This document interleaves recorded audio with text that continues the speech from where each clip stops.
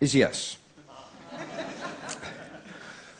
We all know what's good about it, so I'm going to talk about what's bad about it. All of this choice has two effects, two negative effects on people. One effect, paradoxically, is that it produces paralysis rather than liberation.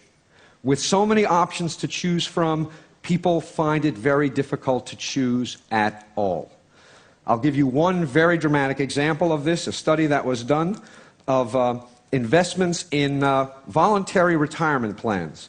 A colleague of mine got access to investment records from Vanguard, the gigantic mutual fund company of about 1 million employees in about 2,000 different workplaces. And what she found is that for every 10 mutual funds the employer offered, rate of participation went down 2%.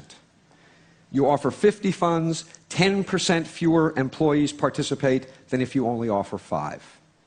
Why? Because with 50 funds to choose from, it's so damn hard to decide which fund to choose that you'll just put it off till tomorrow, and then tomorrow, and then tomorrow, and tomorrow, and tomorrow, and of course tomorrow never comes. Understand that not only does this mean that people are going to have to eat dog food when they retire because they don't have enough money put away, it also means that making the decision is so hard that they pass up significant matching money from the employer. By not participating, they are passing up as much as $5,000 a year from the employer, who would happily match their contribution. So paralysis is a consequence of having too many choices, and I think it makes the world look like this.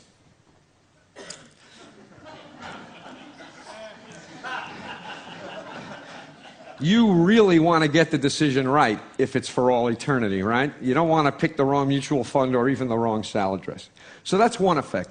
The second effect is that even if we manage to overcome the paralysis and make a choice, we end up less satisfied with the result of the choice than we would be if we had fewer options to choose from. And there are several reasons for this.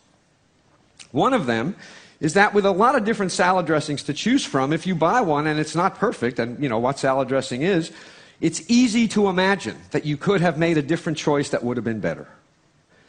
And what happens is this imagined alternative induces you to regret the decision you made, and this regret subtracts from the satisfaction you get out of the decision you made, even if it was a good decision.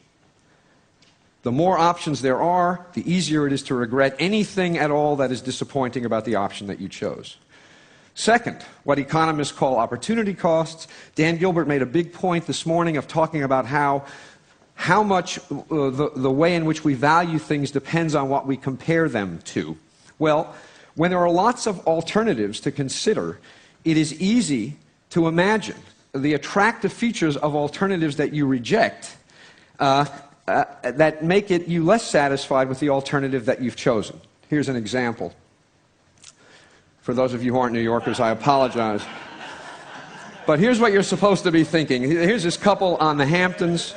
Very expensive real estate, gorgeous beach, beautiful day. They have it all to themselves. What could be better? Well, damn it, this guy is thinking, it's August. Everybody in my Manhattan neighborhood is away. I could be parking right in front of my building.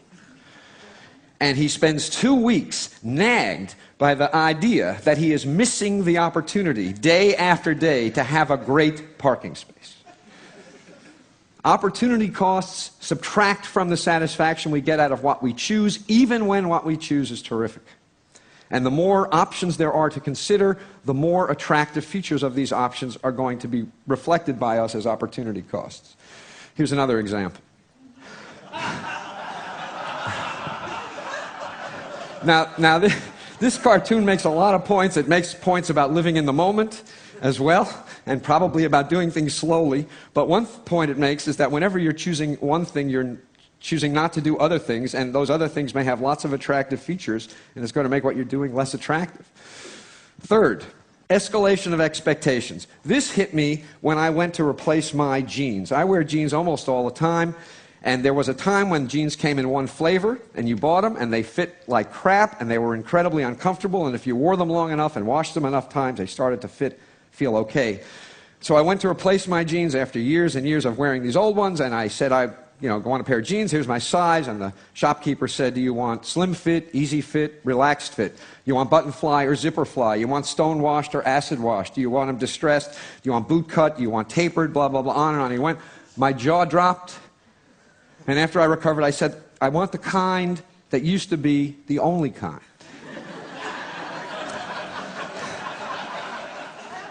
He had no idea what that was. So I spent an hour trying on all these damn jeans, and I walked out of the store, truth, with the best fitting jeans I had ever had. I did better. All this choice made it possible for me to do better. But I felt worse. Why? I wrote a whole book to try to explain this to myself. The reason is... The reason I felt worse is that with all of these options available, my expectations about how good a pair of jeans should be went up. I had I had no particular expectations when they only came in one flavor. When they came in 100 flavors, damn it, one of them should have been perfect. And what I got was good, but it wasn't perfect. And so I compared what I got to what I expected, and what I got was disappointing in comparison to what I expected. Adding options to people's lives can't help but increase the expectations people have about how good those options will be. And what that's going to produce is less satisfaction with results, even when they're good results. Nobody in the world of marketing knows this. Because if they did, you wouldn't all know what this was about. The truth is more like this. The reason that everything was better back when everything was worse is that when everything was worse, it was actually possible for people to have experiences that were a pleasant surprise.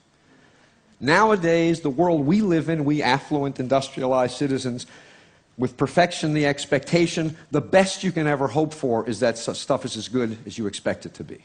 You will never be pleasantly surprised because your expectations, my expectations, have gone through the roof. The secret to happiness, this is what you all came for. The secret to happiness is low expectations.